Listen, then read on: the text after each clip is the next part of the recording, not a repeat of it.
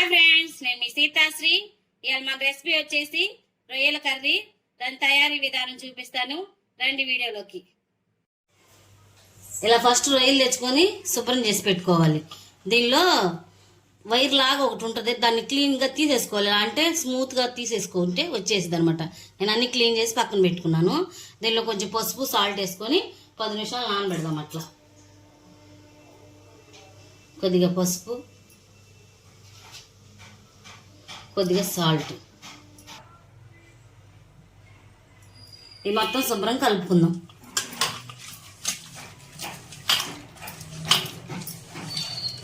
దీనిలో నీసు వాటర్ అంతా ఊరిపోయి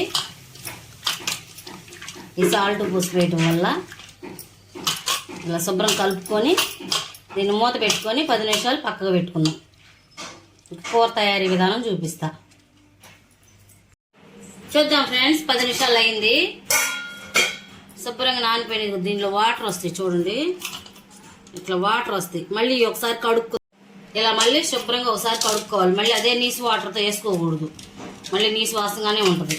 ఇంక ఇప్పుడు ఈ ఆయిల్ వేసుకుందాం. పొయ్యి మీద గిన్నె పెట్టి గిన్నెలో 4 చెంచాలు ఆయిల్ వేసాను. ఆయిల్ కాగింది, వేసుకుందాం.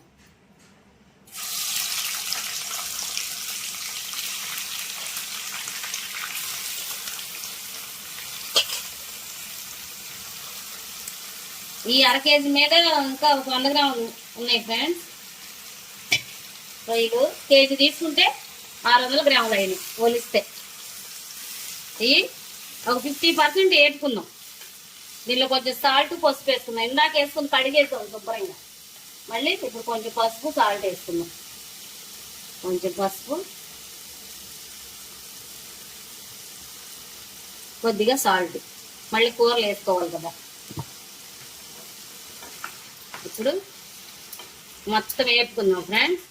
ఈ వాటర్ అంతా ఇంగిపోయేదాకా వేపుకొని, అదే ఒక 50% వేపుకుంటే చాలు. మళ్ళీ కూరలో ఉడికించుకుంటాం కదా, ఈ నీసు వాసన పోతుందని ఇట్లా వేపుతున్నా ఆయిల్లో. నేను మూత పెట్టేసుకొని ఒక 50% వేపుకుందాం.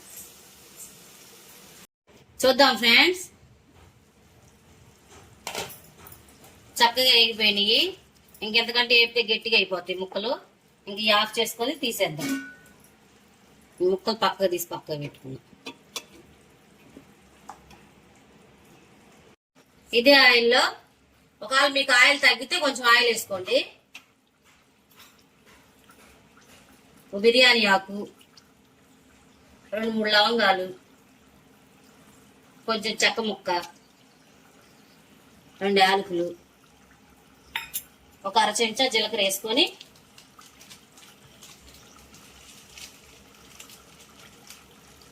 ఒక 1/2 చెంచా జీలకర్ర వేసేసుకొని ఇవి ఆగనిద్దాం.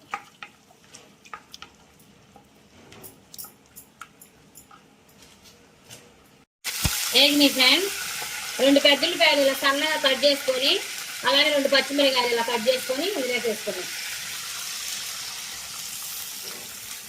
శుభ్రం కలుపుకుందాం. దీనిలో కొంచెం పసుపు, కొంచెం సాల్ట్ వేసుకుందాం. ఉల్లిపాయలు తొందరగా మెత్తబడతాయి. ఆల్రెడీ రొయ్యలు వేసాం కాబట్టి చూసేసుకోండి సాల్ట్.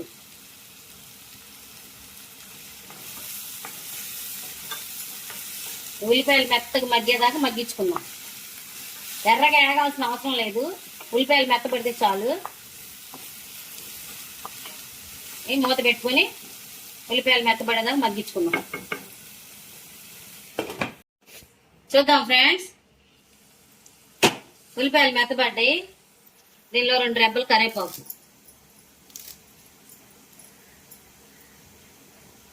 2 చెంచాలు అల్లం చిల్లిపాయ పేస్ట్. నేను రోట్లో వేసి దంచుకున్నాను, అందుకే కచ్చాపచ్చాగా ఉంది. మీకు మిక్సీలో అయినా వేసుకోవచ్చు. శుభ్రంగా అల్లం చిల్లిపాయ పేస్ట్ కూడా వేగనిద్దాం.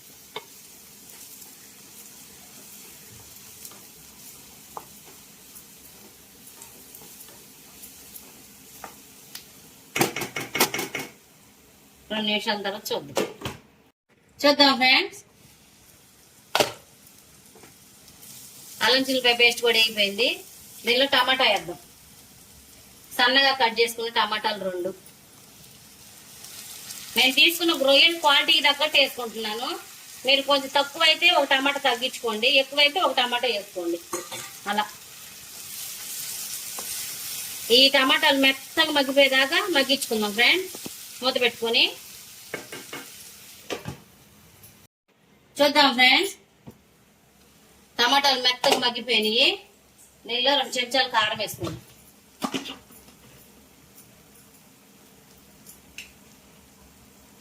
2 చెంచాలు కారం,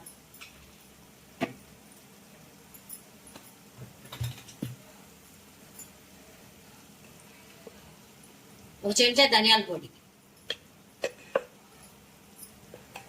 1 అర చెంచా జీలకర్ర పొడి, ఇవన్నీ వేసుకొని మిక్స్ చేసుకుందాం.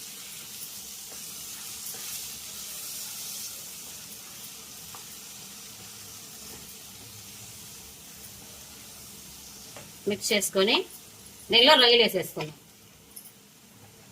రొయ్యలు వేసేసాను, ఆల్రెడీ ఉడికినాయి కాబట్టి తొందరగానే ఉడికిపోతాయి. ఉప్పు కారాలన్నీ ఈ రొయ్యలకు పట్టిద్దాం.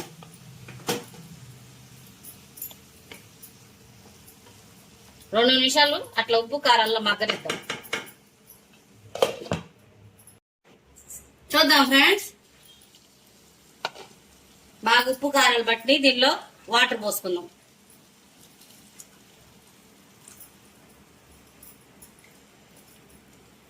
మీ చెక్కదనానికి తగ్గట్టు పోసుకోండి. వాటర్ సరిపోతాయి.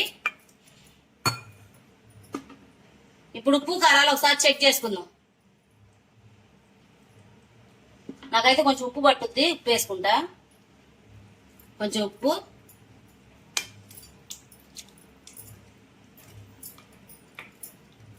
కలుపుకొని ఒక 5 నిమిషాలు ఉడకనిద్దాం. ఆల్రెడీ రొయ్యలు వేపినయే కదా, తొందరగానే ఉడికిపోతాయి. చూద్దాం ఫ్రెండ్స్. చక్కగా ఆయిల్ అంతా పైకి వచ్చింది చూడండి, అంతా ఉడికిపోయింది. దీనిలో కొంచెం గరం మసాలా వేసుకుందాం, కొద్దిగా కొత్తిమీర వేసుకుందాం. ఒకసారి కలుపుకొని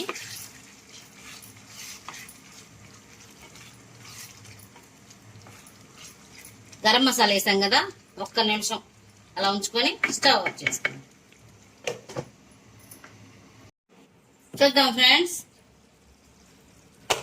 అయిపోయింది. స్టవ్ ఆఫ్ చేసుకొని సర్వ్ చేసుకుందాం.